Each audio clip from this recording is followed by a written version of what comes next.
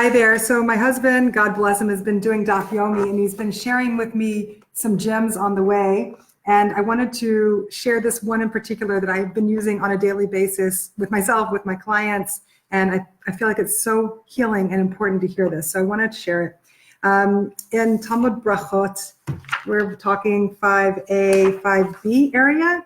It talks about this idea that whoever God desires, God crushes with afflictions, pains, isurim. And there's this whole category called isurim shel ahava, pains of love, which is to say God loves you, and so God is going to send you all these pains. And of course, we all have our own portion of challenges in our lives that we're dealing with, some worse, some easier. So there's this really beautiful Torah holding of, yes, if you're having pain in life, well, that just shows you that God loves you, and so God believes in you. God's sending you these pains. It's a way to connect to God. It's a way to connect to the divine. Right? There's like a whole beautiful and very healing Torah idea of when I have a challenge that is being sent to me, I need to look for the gift that God is sending me through it, and work with it with a sense of emunah and trust that it's being sent to me for my good. It talks about like a salt that sweetens the meat, or a salt that purifies the meat. There's a purification and a sweetening that can happen when we receive our pains and our challenges with a sense of a bigger picture and connect to God even through the challenges of our lives. So especially when we are able to heal and receive our pains with that sense of godliness, then that's what allows them to be isurim shel ahava, pains of love, is when we get into that mindset where we experience godliness even through our pains, and especially through our pains.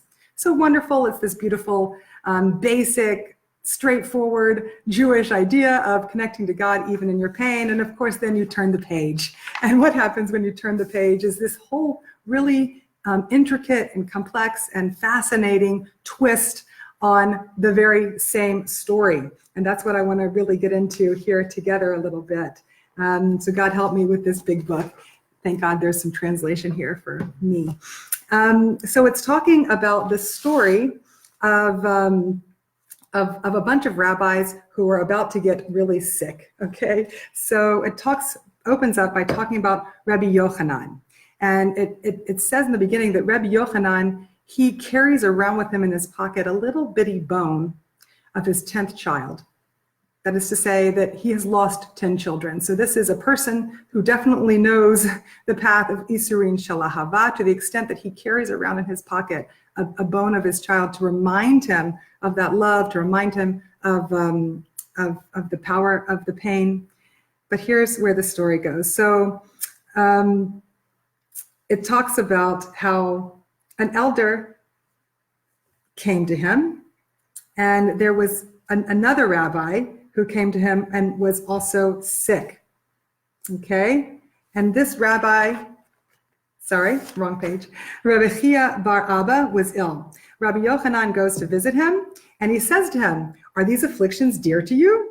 And of course, Rabbi Chia ben Abba, who is a holy saintly man, he answered him, "No, they are not beloved to me, and neither are their rewards. Thank you very much, but no thank you. I don't want them." And this is this righteous person. "No, I don't want them and don't want their rewards." To which Rabbi Yochanan says, "Give me your hand." And he gives him his hand, and Yochanan lifts him up and heals him. Okay, interesting story. There's some process here where there's an acknowledgement by this righteous man that, no, I don't want the pain. But in the process of acknowledging it and being lifted up by a friend, he's healed. Mazel tov. Second story. Now, instead of Rabbi Yochanan being the one who's healing, Rabbi Yochanan is now the one who gets sick. So Rabbi Yochanan is ill, and another rabbi, Rav Chanina, comes to him, visits him, and says, "Ooh, are these afflictions dear to you? Are you experiencing the love?" And Rabbi Yochanan answers, just like his friend did, "No, they're not dear to me, and neither are their reward. I want nothing of it." Rav Chanina says, "Give me your hand." Rabbi Yochanan gives him his hand, and of course, same story. He is uplifted and healed by his friend Rav Chanina. Interesting. Okay, the Gemara asked a great question. He said, wait, why did Reb Yochanan need Rav Chanina's help? Couldn't Rav Yochanan have just healed himself? Let him revive himself, it says. And this is the greatest line ever. And it says, a captive cannot release him or herself from prison. You can't get out of jail alone. And of course, I'm a therapist, so I really like this line and I use it all the time. You can't, there are certain things that you can't and you're not supposed to go through alone. And you can't get through alone. That sometimes the exact recipe is that you have to need somebody else. You have to get help from somebody else in order for that healing to happen. Okay, so that's my therapist bit right there is you can't do it alone. You do need help. That's the way through it, is to get that support. So that's one beautiful teaching that comes out there. But here, they're not done yet with kind of the twists and turns of this story. We have another one who's going to get sick. Now it's Reb Elazar who is ill. And we go back, Reb Yochanan, who kind of knows the ins and outs of all this by this point. He goes to Reb Elazar, visits him. He sees him lying down in a dark room. Interesting little twist here. Reb Yochanan exposes his arm and a light filled up the room. And he saw that Reb Elazar was crying. Why are you crying? And they go through this whole discussion of, are you crying for this reason, for that reason? And in the end, they say, no, I'm crying because of you have such beauty. Reb Yochanan had this beautiful arm, apparently, that created light in the room. He said, I'm crying because you're going to die, and all that beauty will be gone. And Reb Yochanan says, oh my gosh, you're right. And they both cry. They both start crying together. Very beautiful. And in the meantime, Reb Yochanan says, okay, so we've cried, but let me ask you the big question. Are these afflictions dear to you? And he says, of course. We know the answer. No, I don't want them, and I don't want their reward. And at this point, Reb Yochanan says, give me your hand. Reb Elazar gives him his hand. And of course, Reb Yochanan heals him, and he is revived. What a strange story. We go from this place where we have this beautiful, kind of solid, faith-based teaching about how we have to experience our pains and find God in them and accept them with love. And then straight after that, very Jewish, very Gemaric little twist here. We go into this complex story where all these great models are saying, no, I don't want that pain, and no, I don't want its reward. And then they're healed by having another person hear them, feel with them, cry with them, and lift them up.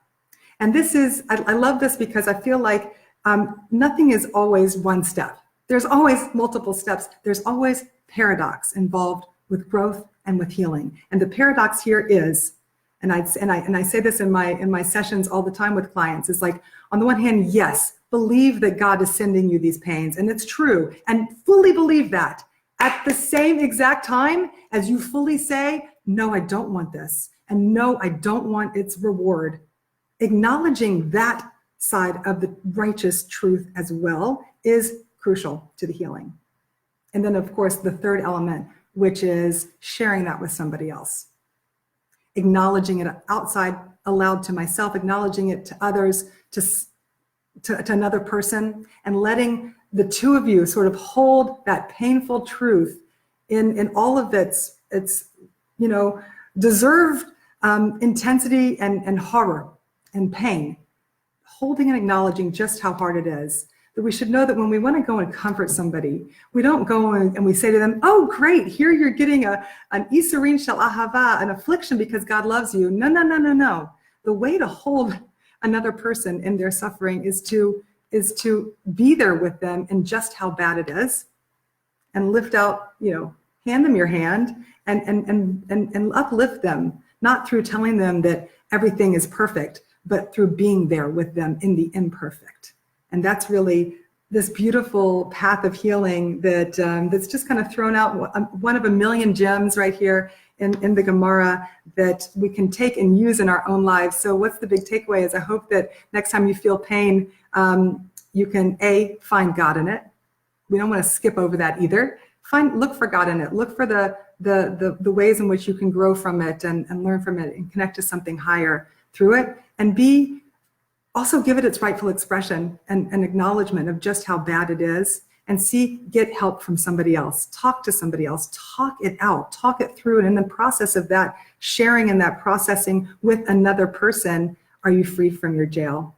So this is the beautiful 3-step I wanted to share with you. And obviously, like, be in touch if you're having pains in life. Like, reach out to me, reach out to somebody, reach out. The path of reaching out is part and parcel of why we get the challenges and the pains in and of themselves, is so that we have to reach out to each other. Blessings.